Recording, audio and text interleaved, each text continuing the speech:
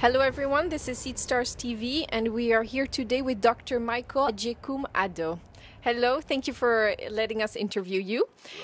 Right. So the first question would be, may you please introduce yourself to the viewers of Seedstars TV, talk about your life experience because you're a self-made man in Ghana. Right. Thank you very much. Dear viewers, I am Michael Agiekum Addo, born and bred in Ghana. In fact, a village called Sushen near Koforidua in the eastern region of Ghana. My life started at the age of 7 when my single parent, my mother, fell ill. And she was ill for 15 years. So all my 15 years life with my mother was just by myself. So from 7 to 22, I just lived all by myself, feeding myself, going to school by myself, doing some groceries, selling in the village market to pay my fees, my uniform, everything was by myself. In fact, I must say it has continued till today that I'm 63 years old. Who am I? I'm saying that I'm a man of a self-made, and then I have a thick skin of struggling because of challenges that I faced. Challenges including hunger, clothing, shelter, everything that the basic thing that the young and growing adult should have. I didn't have it. So how did I get to the senior high school? It was a philanthropist that managed to get me to school. But before we could say Jack, for him to pay my school fees, he died because there was a coup in Ghana. He was arrested and he died in prison. So my life started again by being on my own. So throughout my 7 years senior high school, again, I was just teaching and supplementing whatever I had by the teaching remuneration that I got. Then I got admission to the university. Another challenge. I met a lecturer who didn't like me, who wanted to fail me at all costs. Luckily, I managed to circumvent that particular lecturer, and I had my second class lower division in the School of Pharmacy. I became a pharmacist, and in 1986, I opened my first pharmacy shop. And as of today, I'm one of the conglomerates, having 11 pharmacies all over the country. I have 2 manufacturing plants in Tema and Accra. I manufacture nearly 120 generic pharmaceuticals. I have a clinic employing 3 doctors, qualified medical doctors. I am into financial institutions, so I do microfinance. I'm into hairdressing. I have a salon. I also have an ice cream joint in Kumasi. I have a supermarket. I'm into ICT, so I sell all kinds of mobile phones and laptops. I also have a dentistry in Accra. And it goes on and on and on. I have 16 divisions of my company. And right now, my passion is to give lectures and leave a legacy.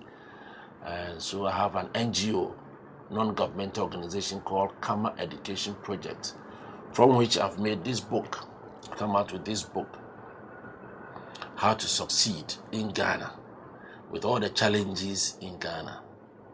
Challenges include trade liberalization. The purchasing power of the people is so small. People seem to cut corners before they can make it. All these things have been couched in the book to tell you how you can make it. If I, Dr. Michael Agiekum Addo, have made it, you can also make it. That is my message to the youth.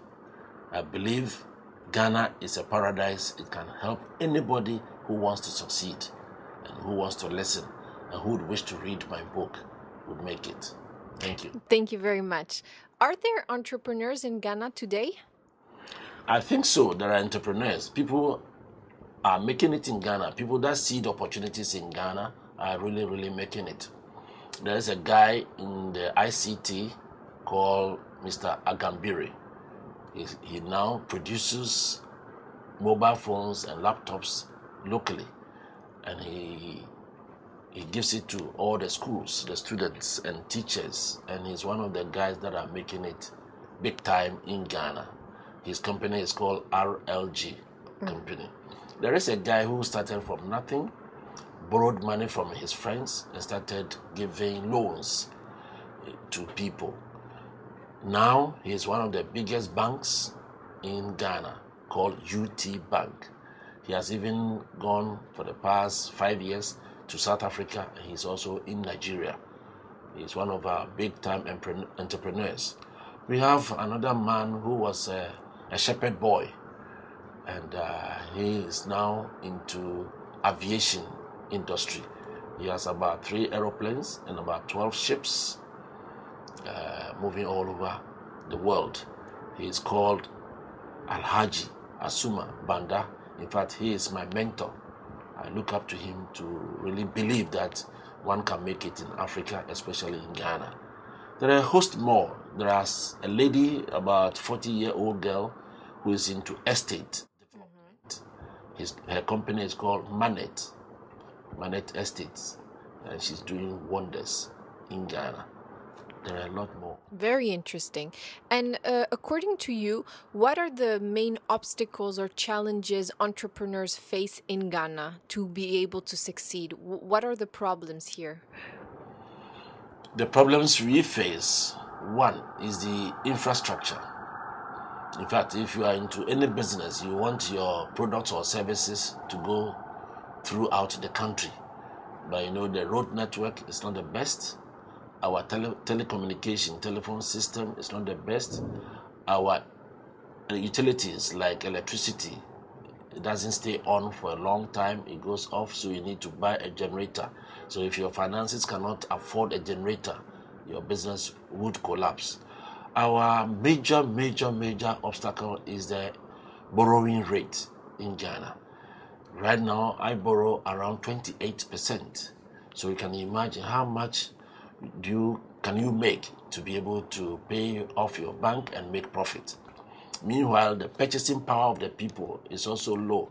So if you price your goods and services a bit high, you cannot make it because the people will not patronize it. Another thing is the human factor. The human factor, I would say that they are trained. We have a lot of educationists, but they are so theoretically minded that when they join you, they cannot give you any initiatives. So it's a lot of theoretical graduates that we are churning out. They are not practical. So when they join you, they can't give you any innovations. So if the manpower is questionable, that makes doing business in Ghana very, very challenging. So they do not have the right attitude and mindset to be an entrepreneur. Okay. No, and to be a workforce. A workforce, okay. Yeah. The entrepreneurs are there. They are very few. Okay. But they want to make it. Okay. But then they need the manpower behind, of course. Yeah, so sometimes, especially in the engineering aspect, we've got to rely on expatriates. Absolutely. Which are also expensive. Absolutely. And what solution do you have to this problem? What do you think Ghana has to do to change this current situation? Right now, I believe, one, the educational system should be changed. The syllabus should be practically oriented. I am doing a campaign to all teachers in the country, approved by the Ghana Education Service under my NGO, Kama Education Project, to inform teachers how they can link the subjects that they are teaching with practicals. If you are teaching, for example, geography, and you do weathering, rock formation, I don't see why the teacher should not take the students into a quarry site or invite the owners of the quarry site to the classroom to let them know what goes on with rocks, how they are blasted by dynamite, broken into pieces by machines, cutted these rocks to sites like road construction or building construction. You see that there will be a linkage between the geography that they are studying with the practical business, so that the students will finish their university knowing very well that they could be contractors to do roads or buildings. Without that, They finish the university with the geography certificate and they say, we don't have jobs. They want to apply to banks, insurance companies, areas that they do not fit at all. And that's exactly what I'm doing. Secondly, we don't have machines. So we've got to import every machinery. And whether our education even addresses the type of machine that we will need for the type of business that you want to do is another question. So machines are very difficult to come by. We don't have the appropriate technology. And so I am thinking that the country should address appropriate technology. We cannot compete with the Europeans and Americans and the Chinese with big time machines, industries. No, but on the local level, the micro businesses, small scale businesses will still need some appropriate technology to support it. Next is the raw material. We don't have the raw material base. Most of these products are coming from outside. They end up being expensive. But the raw materials that we have from the agriculture, we also don't have the know-how and the machines to turn these agricultural products into finished products. For example, fruits. We have a lot of fruits in Ghana, and yet we are not having fruit juice. We import fruit juice from South Africa, from Spain, Holland, and other areas. It's interesting to note that we have shea butter in Ghana, and yet we don't have the factory to manufacture cosmetics. So they buy the shea butter from us, take it to outside, and then bring it back into cosmetics forms. Interestingly, we have mined gold for the past 60 years, and yet we don't have gold refinery. So the gold goes and then comes in a finished form, and we have to buy at a high price. Finally, we have the oil. And again, we are sending the crude oil outside, and then that's the problem. These are some of the issues that the entrepreneurs really face. Absolutely. Machines, materials, manpower, and money. Absolutely. Thank you very much. Thank you very much for your time, and thank you for your for all this information and insights on Ghana. Thank you. Thank you.